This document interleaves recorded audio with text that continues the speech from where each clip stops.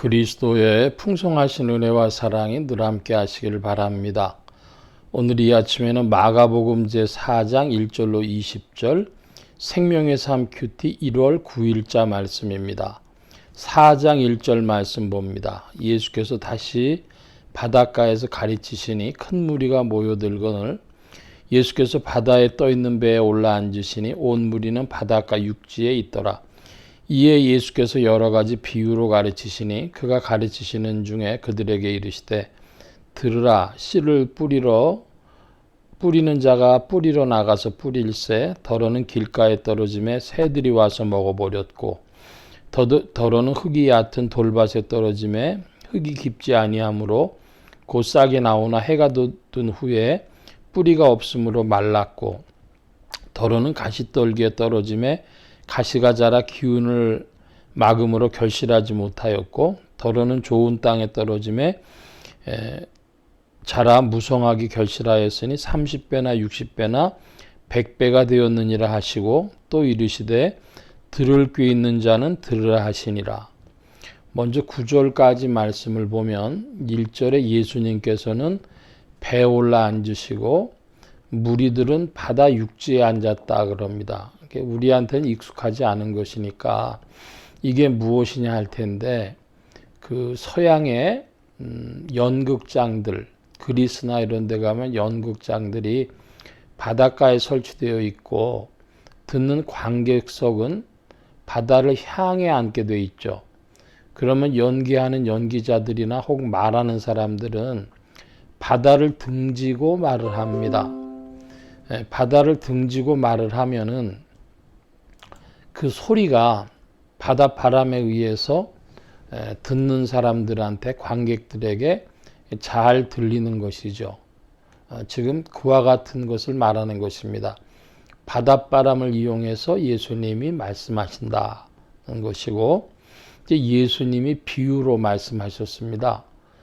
네 가지 비유로 말씀하셨는데 그것은 길가에 뿌린 씨, 두 번째로는 돌밭에 뿌린 씨, 세 번째로는 가시떨기밭에 뿌린 씨, 그리고 좋은 땅에 뿌린 씨, 이렇게 네 가지로 이야기했습니다. 간단하게 말하면 길가밭, 돌짝밭, 가시떨기밭, 그리고 좋은 땅이죠. 좋은 땅을 한국에서는 옥토라고 하죠.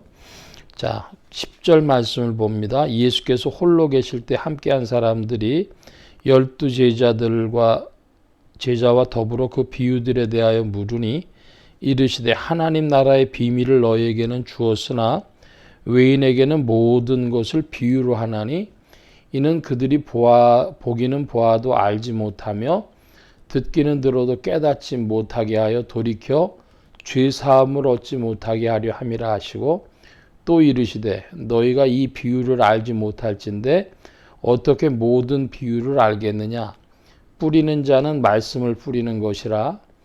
말씀이 길가에 뿌려졌다는 것은 이들을 가리킴이니 곧 말씀을 들을 때에 사단이 즉시 와서 그들에게 뿌려진 말씀을 빼앗는 것이요.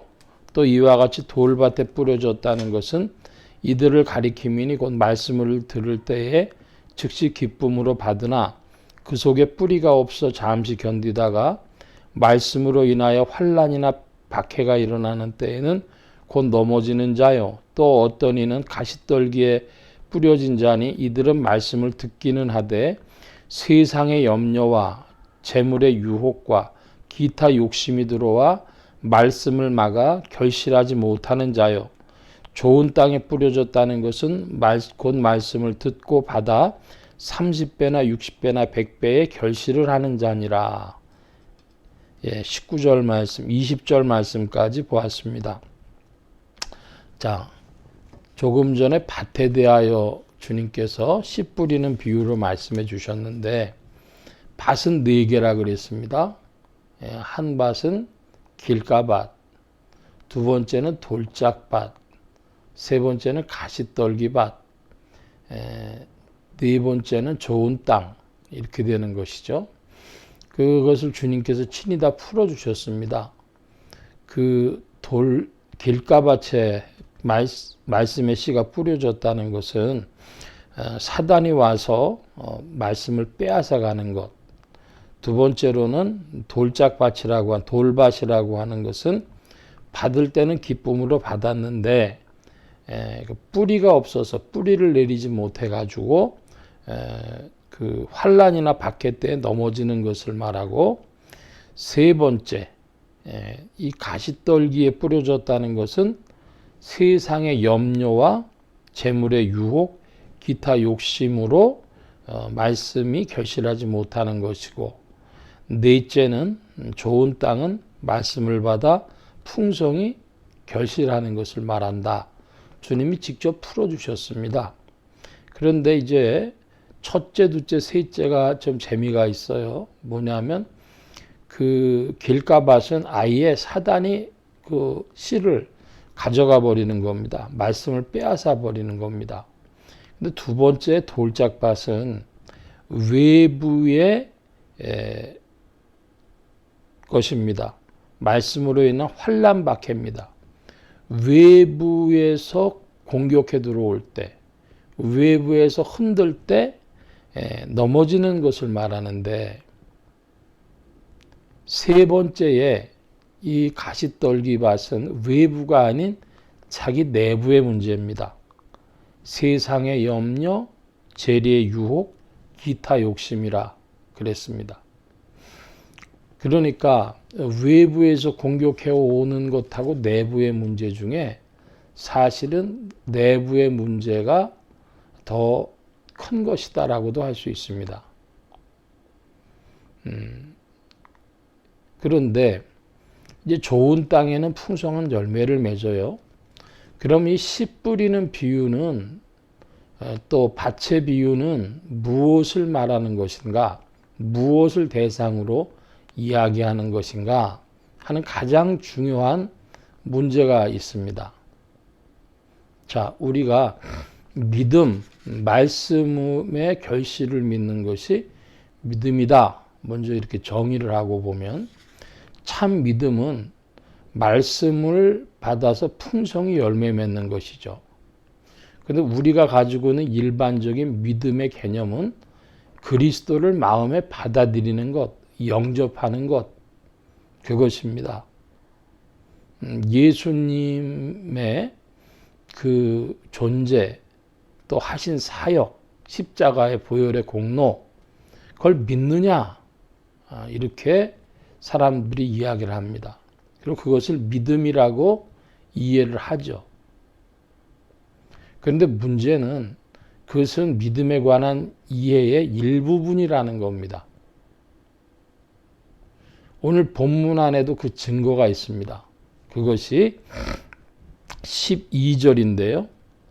이는 그들이 보기는 보아도 알지 못하며 듣기는 들어도 깨닫지 못하게 하여 돌이켜 죄사함을 얻지 못하게 함이라. 이 죄사함, 이게 믿음의 문제인데요. 죄사함 받은 이들은 어떻게 해야 되냐? 이 씨 뿌리는 자의 비유 혹은 밭의 비유를 깨닫고 풍성한 열매 맺으려고 나가야 하는 것이죠. 그런데 그 풍성한 열매를, 말씀을 듣고 받아 지키는 것, 말씀을 짓고 결실 맺는 것이 믿음이라는 겁니다. 그게 죄사함 받는 겁니다. 그러니까 우리가 예수님의 보혈의 공로를 이야기할 때에 예수께서 그리스도이심을 시인하고 그의 베푸신 구속의 공로를 받아들이면 믿음이라, 거기에 멈춰서는 안 되겠습니다. 말씀이 풍성히 결실 맺는 것이 죄사함 받는 것이다. 예수 그리스도께서 여러 가지로 말씀하신 이유는 거기에 있는 것이죠. 믿음, 그것은 예수 그리스도를 구주로 시인하고 베푸신 바 그 보혈의 공로, 구속의 은혜를 믿고 의지하며 주님의 말씀을 따라서 풍성히 열매 맺는 그것을 믿음이라 한다. 그리고 그 믿음은 성령께서 이끄시는 것이지 우리 자신이 하는 것만 아니다. 문제는 성령님은 그 길로 우리를 이끄시는데 왜 그 일이 안 일어나는가? 그것은 오늘 말씀에 살펴보면은 가시떨기밭들이기 때문입니다. 세상의 염려와 재리의 유혹과 기타 욕심들 때문에 막혀서 그렇지 성령은 우리를 인도하십니다. 그러므로 우리가 집중해야 될 것은 무엇이냐? 그러면 염려를 물리치고 그리고 욕심을 물리치고 유혹을 물리치고 욕심을 물리치는 것. 그것이 어떻게 이루어지는지 주의 말씀을 받을 그런 믿음, 참회의 심령이 되어져서 이것들을 늘 점검하는 믿음의 사람들이 되어져야 할 것입니다. 믿음, 그것은 그리스도를 구주로 시인하며 또한 구속의 공로를 믿고 신뢰하며 말씀을 듣고 지켜 행함입니다. 이 모든 것을 합하여 믿음이라고 하고 이것이 죄 사함 받는 길입니다. 여기까지 말씀 봅니다. 기도하겠습니다. 만복의 근원 되신 하나님 함께해 주셔서 그리스도께서 우리에게 증거하신 말씀을 잘 깨달아 알고 또 주님께 충성함으로 나아갈 때 우리 자신이 얼마나 세상에 매여 염려하는 자들이며 또 재리의 유혹에 욕심에 끝달리는 자들인지를 잘 깨닫고 더욱 참회의 심령이 되어 성령의 밝은 빛 앞으로 나아가도록 이끌어 주옵소서. 힘주시며 이끄셔서 복음에 동참하는 교회와 성도들, 예수소망교회와 온 성도들과 부족한 종 또한 되게 하여 주옵소서. 도우신 구하며 감사하며 예수 그리스도의 이름으로 기도하옵나이다. 아멘.